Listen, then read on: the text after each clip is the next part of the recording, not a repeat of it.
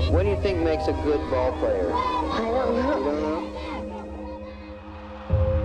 If there's one word that can best sum up Tom Brady's career, it would be champion. And all he needed to kickstart what most consider the greatest career in NFL history was an opportunity. After being selected with the 199th pick in the 2000 NFL Draft, Patriots owner Robert Kraft recalled Brady telling him, "Hi, I'm Tom Brady, and I'm the best decision this organization has ever made." Truer words have never been spoken. Early in his second year in New England, a serious rib injury sidelined then starting quarterback Drew Bledsoe. Brady would be more than up for the challenge. He went on to lead the Patriots to their first Super Bowl championship in franchise history as a 2-touchdown underdog against the Rams. After leading the Pats to back-to-back Super Bowls in 2003 and 2004, Brady continued to elevate his game into superstar status, but also suffered crushing losses to the Giants in Super Bowl 42 and Super Bowl 46. Still to this day, Brady considers that 2007 team, who went 16-0 in the regular season, the best team he's ever played on. It was a decade-long wait in between Super Bowl wins, but Brady finally won his 4th title in the 2014 season and followed that 2 years later with the greatest comeback in Super Bowl history against the Falcons. He would then win his 6th ring with the Patriots in the 2018 campaign.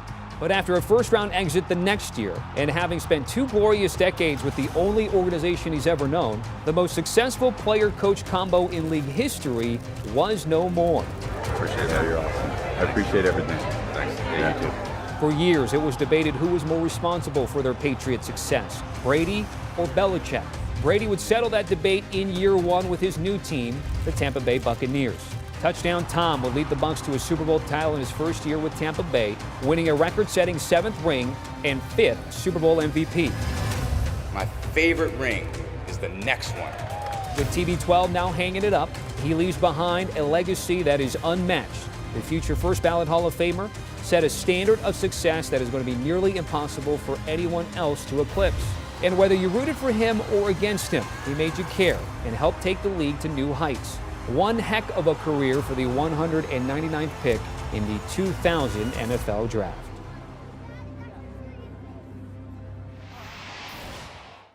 Tom Brady calling it a career, announcing it on Instagram. And to break it down, we've got Jonathan Jones, our senior NFL reporter, here with the breaking news on CBS Sports HQ. JJ, the reports, the rumblings have been out there, but it is official. Tom Brady taken to social media. Your thoughts? And, you know, it's interesting how he phrased it in his social media post. When you look at what Tom Brady said, it's not that his skills have diminished so that he knows it's time to walk away. He talks about the commitment needed to be and play at the successful level that he is so accustomed, and that he cannot give that sort of commitment to the game anymore, and that is why he's walking away. When you look at how he talks so lovingly about his family, his wife and children, how he talks about his other business ventures, things that we have seen him take part in the last couple of years now, that he can't devote himself to the game of football the way that he had, and so because of that, he knows that his success level would very likely slip, and so because of that, he's walking away from the game of football, the greatest quarterback that this game has ever seen, bar none, without question. There is no debate. Tom Brady is absolutely the GOAT quarterback. Yeah, he thanked a lot of people in an Instagram post that spanned 7 or 8 slides that you had to go through. And to your point, he said part of it, I'm not going to make that competitive commitment anymore. I've loved my NFL career, and now it's time to focus my time and energy on other things that require my attention. Again, that's part of his social media post. JJ, can you remember when, this is maybe a little bit different than Ben Roethlisberger, where we saw it coming for about a month or two, about Tom Brady and his thoughts ultimately landing at retirement, but when did you think that was coming about? Did you hear anything at the time before? Well, once we sort of got into the playoffs, the rumblings really started to happen. Could this be it? And in talking with folks down in Tampa, you know, everyone in Tampa knew obviously Tom Brady was closer to the end than the beginning, and so could be this year. You never know with Tom, the greatest competitor there is. Maybe it was going to be another year. It was always going to be a wait and see with Tom Brady. But it sort of became clear after that loss to the Rams and the comeback that was involved in that game, and then you start sort of forecasting out into the 2022 season and the free agents that are coming up for the Tampa Bay Buccaneers. You have Leonard Fournette, Ndamukong Suh, Jason Pierre-Paul, Rob Gronkowski, who's probably going to retire now. You have Chris Godwin. The list really continues, and the Bucs did very, very well to keep all 22 starters from their Super Bowl winning team last year.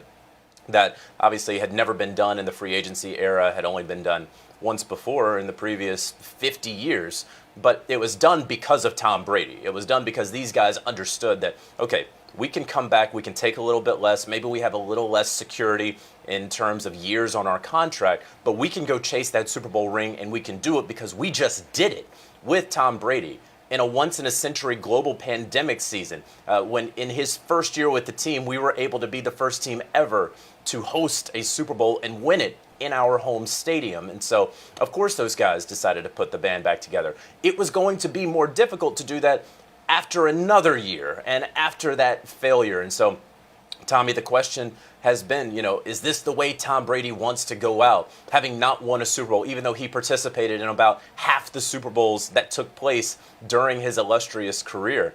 Listen, he gets it. You can't always write your own ending. It's very difficult to do that. And so here he is, still going out on top. Aaron Rodgers is going to win the MVP. Tom Brady is going to be the runner-up. It's not like he can't play football anymore. At 44 years old, he very well was very, very close to winning the Most Valuable Player of the Year award, but he goes out because he knows that he cannot make that commitment to football anymore. I just got done scrolling that retirement post again. He thanked a lot of the Bucs, the Glazer family, his agent Don Yee, Alex Guerrero's trainer. No mention of the New England Patriots. No Bill Belichick in there, JJ. What do you think? Okay, Tommy, I know, I get it. People are saying, hey, there's no Patriots in here. Listen, I don't think that was some subtle shot. I know folks in New England may very well not be happy with that, and they may have ground to stand on. I can tell you this. There was that meeting after the early season game between Tom Brady and the New England Patriots when Bill Belichick went to the Tampa Bay Buccaneers locker room and they spoke for upwards of a half hour. That was a very good conversation. Obviously, we probably won't know what was actually said in that conversation until one of these two men writes a book. But if you go back to when Tom Brady was announcing that he was going to become a free agent, that he was not going to return to the New England Patriots, and before, of course, he made his final decision to join the Tampa Bay Buccaneers, he posted a very long, in fact, it was a thread of posts on Twitter thanking Coach Belichick, he called him, to Robert Kraft, to his family, to Patriots Nation everywhere. It was a nice, beautiful letter where he took care of all that Patriots stuff, and now he's been with the Tampa Bay Buccaneers for 2 years, and he obviously hasn't been able to thank the Buccaneers, and he wasn't able to thank his agent and all those folks that he talked about in that post that just came out on Instagram. So Patriots fans, just settle down, go back in your archives, go back to March of 2021, and you will be able to see, of 2020, and you will be able to see and reread all of his beautiful words to you, and you can be comforted and warmed by them. All right, I'll give you a fair play on that one. I'll give you another year, 2027, of course, the Hall of Fame class there that Tom Brady and Ben Roethlisberger will be eligible for. So when we get to that point eventually, JJ, what is going to define Tom Brady? How are you going to describe to those his career when that time comes? I mean, it's winner, right? That's what this sport is all about. That's what sports are all about. It's teamship, it's camaraderie, it's all the things that we, tell youths when they're playing sports. Ultimately, it comes down to winning. Did you win? How much did you win? Did you win more than your competition, than your rivals? How did you win? And the fact is that he won 3 in 4 years, and that was a Hall of Fame career. And in the time between Super Bowls wins 3 and 4, he had another Hall of Fame career. And then he went out there and won 3 more with that organization, being the greatest dynasty in the salary cap era of the NFL, won something that we all thought was impossible. And then he left that team and then joined another team with which he had very little familiarity during, again, a pandemic when he couldn't gain that familiarity, and then went on to win a Super Bowl with them in his first season there.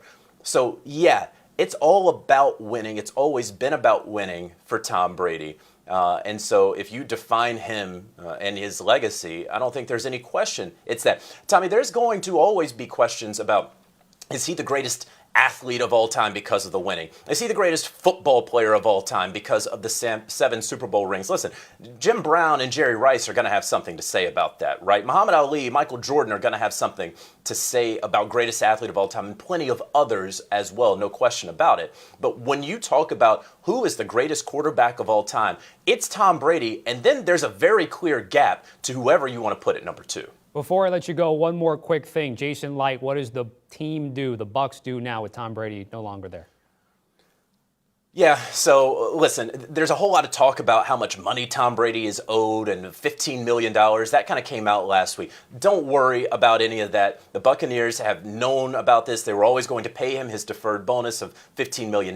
He's going to have to pay back $16 million because he retired. Don't get caught up in the weeds on that. Don't listen to anybody talking about that. What do the Tampa Bay Buccaneers do? Well, we're going to see with free agency. They're going to have to gauge the agents of these free agents. How many of you guys are going to want to stay here? And if they get a return from these representatives of these players and say, listen, they're going to look out for greener pastures. They're going to try to get more money elsewhere. I think that's when you probably try to hit the reset button there in Tampa. And that's okay because you got the second Lombardi in franchise history. But if you can get some of these guys to stick around, the Ryan Jensens, right, and that should be their number one priority, keeping that offensive line intact, look for the Tampa Bay Buccaneers to go after a veteran quarterback who is either a free agent or ostensibly a free agent, a de facto free agent, someone who wants to get out of their situation. Can the Bucs afford an Aaron Rodgers or someone of his ilk? No, probably not. But there's going to be plenty of movement in this quarterback carousel. And if the Bucs decide that they can keep the band together enough and go after one of those players and win,